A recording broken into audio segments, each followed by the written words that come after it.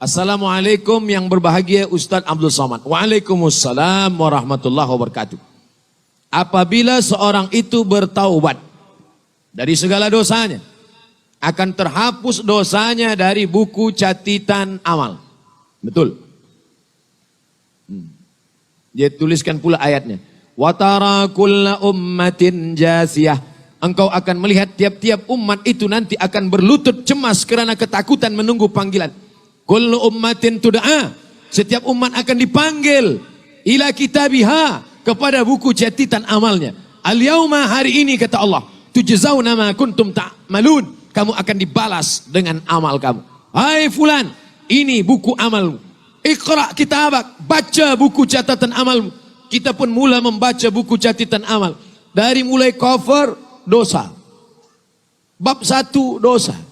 Bab 2 dosa. Footnote pun dosa juga. Penutup pun dosa juga. Sampai-sampai orang itu berkata, mali hadzal kitab, mengapa buku catatan dosa saya ini la yughadiru saghiratan wala kabiratan, semua yang kecil-kecil, semua yang besar-besar ada di sini. Bahkan yang aku lupa pun ada juga dicatat. Bahkan yang tak dapat direkod oleh CCTV pun ada juga di situ. Mengapa ada ini? Mana soalannya?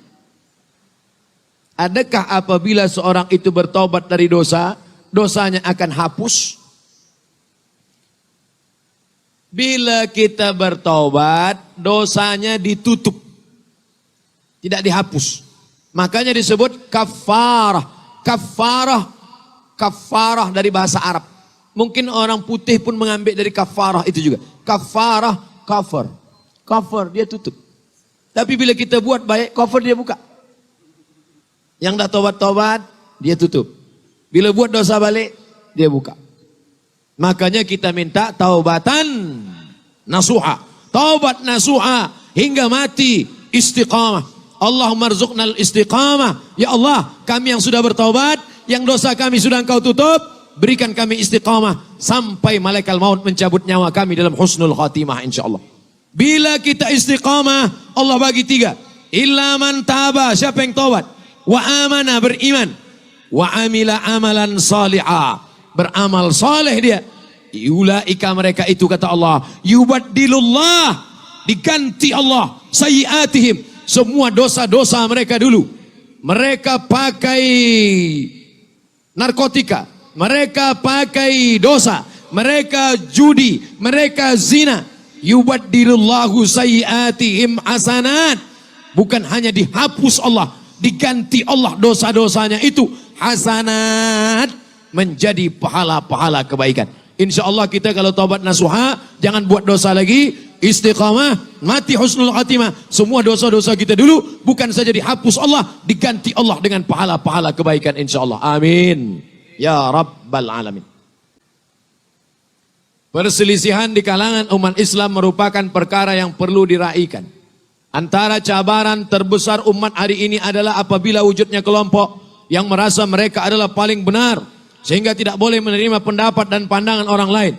Oleh itu, bagaimana kita sebagai umat Islam menjadikan perselisihan ini sebagai sesuatu perkara yang baik dan perlu diraihkan. Saya belajar di Maghribi, program Master di Darul Hadis Maghribi. Saya pun pergi ke pasar, hendak membeli ikan. Belanja, beli ikan, beli sayur, pergi ke pasar. Terdengar suara azan zuhur. Allahu Akbar, Allahu Akbar. Saya pun pergi ke surau di pasar, ambil air wudhu. Saya ambil air, saya basahi rambut saya sikit aja. Ambil air, basah sikit. Datanglah seorang Maghribi dari sebelah saya, menunjuk saya dan berkata, wudhu kamu tidak sah. La yasih. Wudhu tidak sah. Saya tak lawan dia. Bukan karena saya alim, tapi karena badan dia besar. La yasih. Wudhu tak sah. Saya diam saja. Saya tetap wudhu. Tak lama setelah itu datang seorang yang nampaknya seperti pelajar penuntut ilmu. Nampaknya dia alim. Yang tadi mengatakan saya tak sah itu nampaknya macam orang biasa saja. Yang alim ini berkata, dia jelaskan. Hadza talib min janub syarq Asia. Ini pelajari dari Asia Tenggara. Dia tak tahu ini dari Indonesia atau Malaysia. Sebab dia tengok-tengok macam agak-agak dari Thailand sikit. Ini pelajari dari Janub Syarq Asia. Ini dari Asia Tenggara. Mereka ini bermazhab Syafi'i. Kita orang Maghribi bila berwuduk pakai mazhab Maliki. Mazhab Maliki itu macam mana? Basahkan semua tangan. Selepas tangan semua basah, dia sapu kepala dari muka, dari hadapan sampai ke belakang, sapu lagi ke hadapan sampai ke telinga. Kita Maghribi macam itu Maliki. Sedangkan orang Asia Tenggara ini dia mazhab dia Syafi'i, dia sikit saja sah. Lepas itu orang yang mengatakan saya wuduk tak sah tadi pun mengangguk-angguk. Apa maknanya? Kita akan berkelahi kalau tak tahu. Baca satu buku kita salahkan orang. Baca dua buku kita mulai agak salahkan orang sikit. Baca banyak buku kita sudah tahu. Oh dia mazhab lain. Selama masih Ahlus Sunnah wal Jamaah. Tapi kalau tak Ahlus Sunnah wal Jamaah. Ustaz Somad, ya itu ada jiran saya minum khamar. Tak apa-apa. Ada juga mazhab yang membolehkan. Oh tak ada. Tentang masalah khamar ini tak ada ikhtilaf. Ada perkara-perkara yang ikhtilaf. Tapi ada perkara yang tak ikhtilaf. Bila kita ingin mengecilkan perkara khilaf ini, kita mesti banyak baca fiqh perbandingan mazhab. Kata orang Melayu, kalau hendak mencincang sampai ke landasan. Kalau memotong, potonglah sampai ke landasan. Jangan potong-potong tanggung. Malam ini dari Maghrib ke Isya, kita akan bahaskan masalah menyentuh lelaki dan perempuan yang tak mahram, batal apa tak batal. Menurut Syafi'i, batal. Menurut Maliki, bersentuh saja tak ada nafsu, tak batal. Menurut Hanafi, bersentuh pun kalau ada nafsu, tak batal. Karena makna aula mastumun nisa, maaf, bila dia jima baru batal. Sebutkan dalil-dalilnya, sebutkan mazhab-mazhabnya. Tapi saya yang berpegang pada mazhab Syafi'i tetap mengamalkan mazhab Syafi'i. Maka banyak kaji perbedaan fiqh, insya-Allah ini dapat membuat kita lebih menghormati mazhab orang lain. Kalau tidak, kita sama seperti orang yang menengok gajah, tapi hanya melihat ekornya saja. Kita tahu gajah itu adalah bulat dan panjang. Bila ada orang mengatakan gajah itu tipis dan lebar, maka bukan gajah. Karena kita sama-sama tak pernah menengok gajah. Tapi manakala kita tengok dia sempurna, barulah kita tahu. Oh, yang selama ini dia kata bulat panjang rupanya ekornya. Yang selama ini dia katakan tipis dan lebar adalah telinganya. Tapi gajah yang sesungguhnya adalah bukan seperti itu. Ini seperti puzzle. Kita harus melihatnya secara lengkap dan sempurna. Insya Allah dengan belajar kita makin berlapang dada menerima perbezaan khilafiyah. Tidak menjadi konflik. Takwa dan kesatuan di kalangan umat Islam merupakan asas kepada keselamatan. Oleh itu, bagaimana cara untuk menerapkan takwa di dalam kehidupan? Menjadi amalan khasnya dalam warga kota Kuala Lumpur. Ya ayyuhalladzina amanu taqullah. Hai orang-orang yang beriman, takwalah kepada Allah. Tapi ayatnya belum titik. Ayatnya masih setengah. Ya ayyuhalladzina amanu. Hai orang beriman, ittaqullah. Takutlah kepada Allah. Apa terusan ayat ini? Apa kelanjutan ayat ini? Ya ayyuhalladzina amanu taqullah wa kunu ma'as sadiqin. Hendaklah kamu bersama dengan orang yang benar.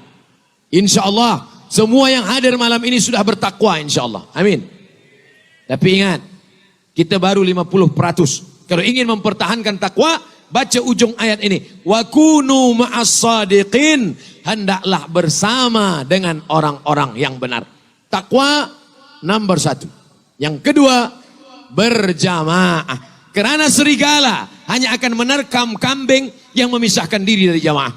Makanya bila ada jamaah datang. Tidak cukup hanya sunnah. Ahlus sunnah tak cukup. Maka disebut dua. Ahlus sunnah wal jamaah. Berjamaah masjid. Berjamaah zikir. Berjamaah umrah. Berjamaah tazkirah. Berjamaah maulid. Subuh esok ada lagi jamaah. Esok pukul 8 ada lagi jamaah. Jamaah tazkirah. Di mana? Di television. Jangan lupa tonton esok pukul 8 pagi. Jamaah jangan sampai tinggalkan. Kalau sudah meninggalkan jamaah, na'udzubillah, kita akan tercerai-berai, hancur berkeping. Kita banyak kata Nabi SAW. Sampai masanya nanti kamu akan seperti makanan. Di atas meja makan. Satu menarik kakinya, satu menarik pahanya, satu menarik kepalanya, satu menarik dadanya. Seperti panggang ayam di atas meja makan. Aqillatun nahnu yawma idzin ya Rasulullah. Apakah masa itu kami sedikit ya Rasulullah? Bal antum katsirun. Kamu ramai, kamu banyak. Lakinnakum ghusaun ka ghusa'is sail. Tapi kamu seperti buih di tengah lautan. Buih di tengah lautan, dipukul ombak, diempas gelombang. Hancur berkeping, tak bermakna. Tak ada kekuatan. Kenapa? Karena tidak berjamaah. Maka jamaah kita ini kita kuatkan lagi esok. Malam ini di stadium sepak bola ramai. Tapi insya Allah esok subuh lebih ramai lagi. Betul? Tengoklah subuh esok.